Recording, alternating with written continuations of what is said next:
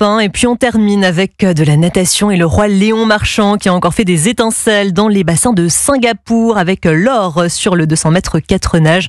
Un titre qu'il a dû chercher avec jusqu'au bout des ajustements techniques. Charles Bouchin. Oui, Léon Marchand a longtemps été au coude à coude avec l'Américain Shane Cassas et le Hongrois Hubert Koss. Ces deux partenaires d'entraînement à Austin tiennent le choc sur le 50 mètres papillon et le 50 mètres d'eau. Place à la brasse et comme d'habitude, le roi Léon creuse l'écart et termine en 1 minute 53 secondes et 68 centièmes.